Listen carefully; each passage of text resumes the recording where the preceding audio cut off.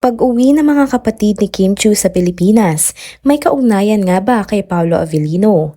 Kim at Paolo muling namataang magkasama sa gym. Sunday performance at look ni Kim Chiu sa ASAP. Trending na naman. Tara, kwentuhan tayo.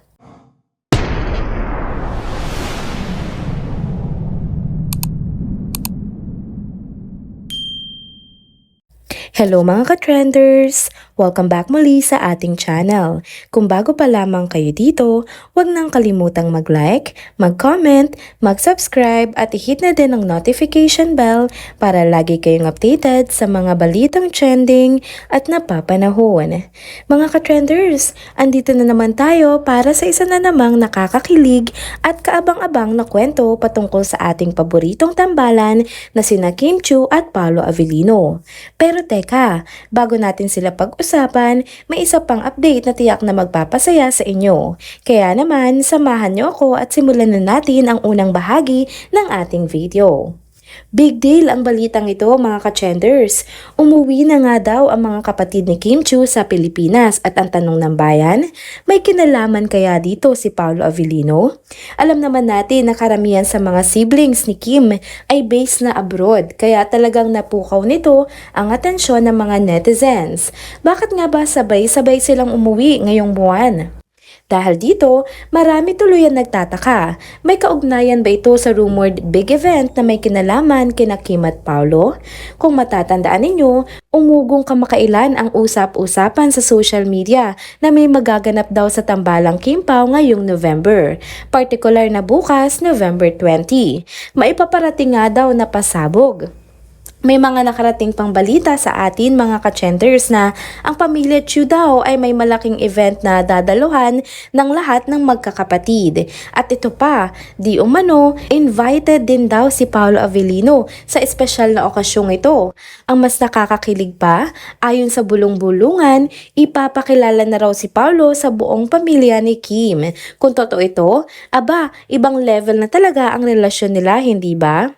Pero syempre, wala pa rin kumpirmasyon mula sa kampo ni Kim at Paolo. Kaya habang hinihintay natin ang sagot sa ating mga tanong, isipin na lang muna natin kung gaano nga kasaya si Kim ngayon.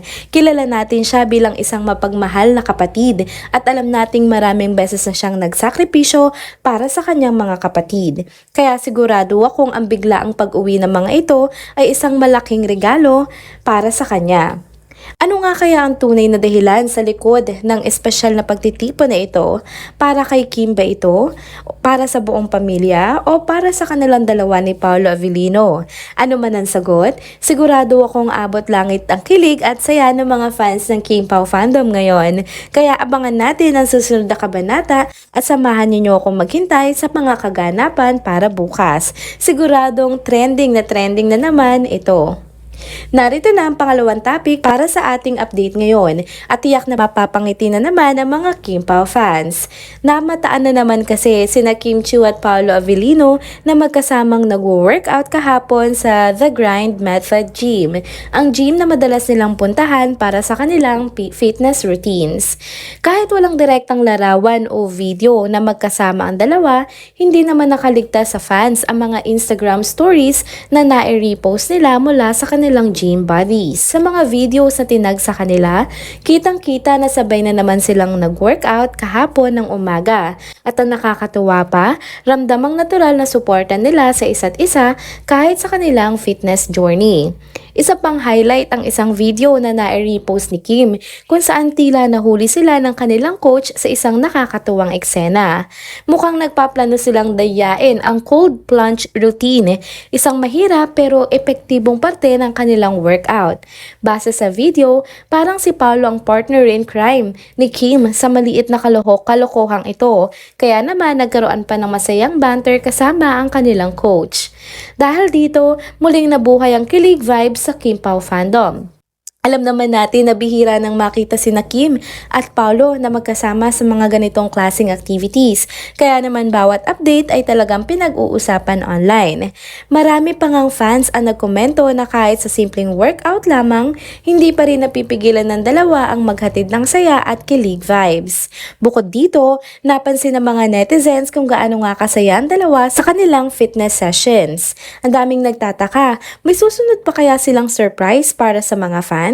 Kung may iba pang workout routines o kulitan moments silang ipapakita, siguradong ikakatuwa na naman ito ng kanilang fandom. Sa ngayon, mukhang enjoy na enjoy lang sina Kim at Paolo sa kanilang fitness journey. Pero syempre, hindi rin nila nakakalimutan ang magdala ng good vibes kahit sa mga simpleng bagay tulad ng mga ganitong gym sessions nila. Kaya sa mga Kim Pao fans, abang-abang na lang muna tayo sa mga susunod pa na updates dahil mukhang hindi nga dito nagtatapos ang kilig na hatid ng dalawa. Narito naman ang huling bahagi ng ating video update para sa araw na ito. Usap-usapan ngayon online ang naging performance nga ni Kim Chiu sa nakaraang ASAP natin to noong linggo. Grabe ang naging impact niya ha, mula sa kanyang napaka-energetic na performance hanggang sa kanyang napaka-bonggang outfit. Napaka-daring at sexy nga ng kanyang suot pero ito nakakabilieve mga ka-chenders. Kahit revealing ang tema ng produksyon, na itawid niya ito ng sobrang classy at pulido. Kaya naman, umani siya ng papuri mula sa maraming viewers. Kitang-kita sa bawat galaw ni Kim ang kanyang dedikasyon sa kanyang craft. Ramdam na ramdam mo na hindi lang basta performance ang ibinigay niya, kundi isang world-class na pagpapakita ng kanyang talento. Marami rin ang napansin kung gaano siya ka-energetic sa stage, tila walang kapaguran. Posibleng epekto rin ito ng kanyang pagiging consistent sa kanyang healthy lifestyle. Talagang flawless ang bawat step niya, kaya hindi nakapagtataka na pinag-uusapan ng gusto sa social media ang kanyang performance. Syempre, hindi nagpahuli ang kanyang loyal fans na nagbuhos ng suporta at papuri sa kanya. Pero tulad ng inaasahan, may mga bashers pa rin na pilit humahanap ng mga mali sa nasabing aktres. May ilan pa na nagsasabing hindi raw bagay kay Kim ang title na Queen of the Dance Floor, na para bang hindi sapat ang effort na ibinibigay niya tuwing tumatapak siya sa stage ng ASAP. Dahil dito, naging vocal ang ilang Kim Pao fans sa pagsasabing sana raw ay mas naging maayos ang suporta ng programa sa kanya. Lalo na at kita-kita naman kung gaano kasolid ang mga kasamahan niya sa kabilang programa na Showtime sa pagtatanggol nga sa kanya laban sa kanyang mga bashers. Sa kabila ng mga negatibong komento, hindi matitinag ang suporta ng fans kay Kim. Naniniwala sila na mas marami pa rin ang humahanga sa kanyang dedikasyon at galing kaysa sa mga bashers na walang ibang magawa kundi maghanap ng mali. Para sa kanila, ang bawat performance ni Kim ay patunay ng kanyang pagiging world-class performer na hindi basta-basta mapapabagsak ng anumang pambabatikos. Abangan pa natin mga ka-chenders at mga ka-Kim Pao kung ano pang pasabog ang ihahanda ni Kim sa mga susunod niyang proyekto at performances. Siguradong mas marami pa siyang ipapakita na magpapatunay kung bakit isa siya sa pinakamahusay na performer sa industriya ngayon. At dito na po nagtatapos ang ating isa na namang trending video update. Salamat sa inyong pagsubaybay at pagsama sa akin hanggang sa dulo ng video na ito. Pero bago kayo umalis, huwag niyo pong kalimutang mag-like, mag-iwan ng mga comments, mag-subscribe at i-hit na rin ang notification bell para lagi kayong updated sa mga balitang trending at napapanahon. Kita-kits sa susunod na video. Paalam!